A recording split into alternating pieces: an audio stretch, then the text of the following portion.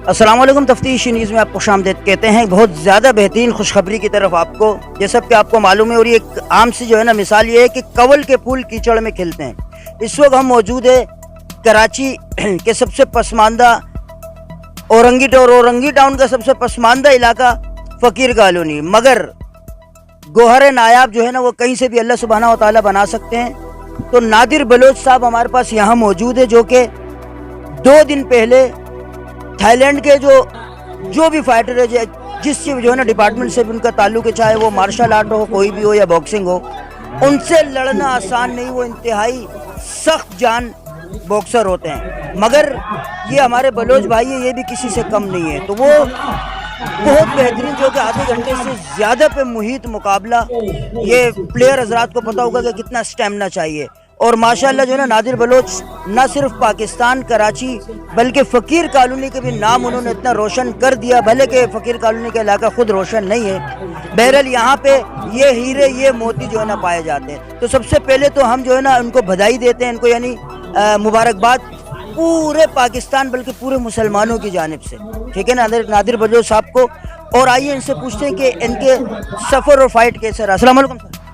वालेकुम अस्सलाम शेरशाह भाई, thank you for coming here. और मैं शुक्रिया अदा करता हूँ सबका जिन्होंने मुझे अपनी दुआओं में याद रखा। पूरे पाकिस्तान के जितने लोग हैं मुझे चाहने वाले, उन्होंने बड़ी दुआएं की मेरे लिए, और वो चाहते थे कि मैं इस फाइट में कामयाब हूँ। जो लास्ट टाइम मेरी जो परफॉर्मेंस थी वो अच्छी परफॉर्मेंस नहीं रही।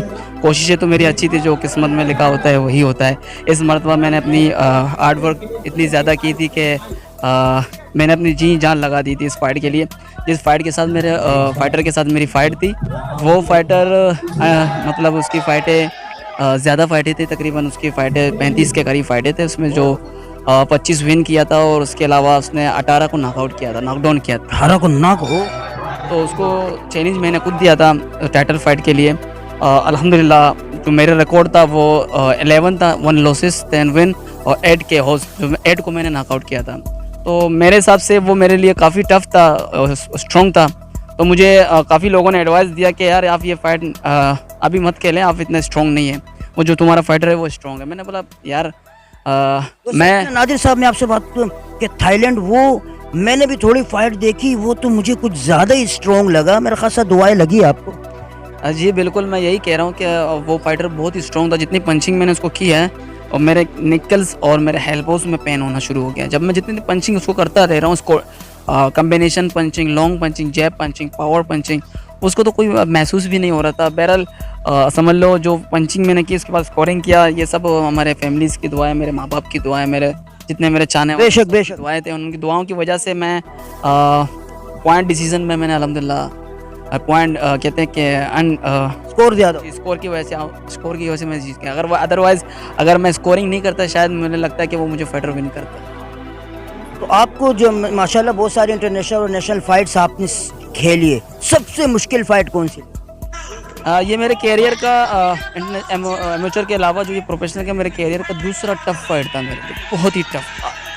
तीसरा टफ फाइट समझ लो, एक तो मेरे अफगानिस्तान का जो जवाद हसन को मैंने विन किया था, वो मेरे लिए टफ था। और दूसरा फाइट जो मैं दुबई में जो लॉस किया था, वो मेरे लिए बड़ा फाइट था। WBC एशिया जो पूरी दुनिया में माना जाता है इस वक्त, और वो फाइट में लॉस कर गया। और ये तीसरा फाइट था मेरे लिए जो मेरे कैरियर का कहते हैं कि खतरनाक फाइट था। ये मेरे कैरियर का सबसे बड़ा खतरनाक और बड़ा फाइट था। आगे आपके जो है नेक्स्ट इंटेंशंस क्या है? इंशाल्लाह मेरे नेक्स्ट इंशाल्लाह बहुत सारे ख्वाब हैं। मेरी कोशिश, जो मैं लास्ट टाइम जो फाइट लॉस किया था WBC एशिया, मेरा टारगेट है WBC एशिया, इस फाइट को डिफेंड करके इंशाल्लाह WBC एशिया की तरफ, फिर वर्ल्ड की तरफ इंशाल्लाह इसी तरह मैं कामयाबी समेटता रहूँ। आप सब मेरे साथ दुआ करते रहें। अच्छा, कोई नौजवानों के लिए कोई अच्छी खूबसूरत जैसी जो है ना कोई मशवरा? मेरा मशवरा इनके लिए, नौजवान के लिए ये है कि अगर किसी के अंदर जुनून है, वो अपनी जी जान, मेहनत, लगन और एनर्जी, जितनी एनर्जी है सब लगाएं, और इंशाल्लाह अल्लाह ताला जिसकी मेहनत उसको ज़ाया करने नहीं देता, उसको एक मंजिल तक पहुंचाता है। जैसे मैं अल्हम्दुलिल्लाह एक मंजिल मकाम तक पहुंचा हूं, और मुझे उम्मीद है कि जो जिनके दिल में ख्वाब है, वो ख्वाब पूरा करने के लिए सोते ही ख्वाब पूरे नहीं होते, उसके लिए मेहनत, लगन, हार्ड वर्क, अपनी कुर्बानियाँ, स्ट्रगल सारे करने पड़ेंगे, तब जाके आप इस मकाम तक पहुँच जाओगे। मैं ये बात क्लियर करना चाहता हूँ कि मैंने जो ये टाइटल विन किया है, मैंने अपने ये शोधाओं को मैं डेडिकेट करता हूँ जो हमारे इस वक्त आर्मी के शोधा हैं उनके लिए, और हमारे जो बलिस्तान के जो लोग हैं सैलाब ज़दगान में, उनके लिए डेडिकेट कर रहा हूँ मैं। Thank you.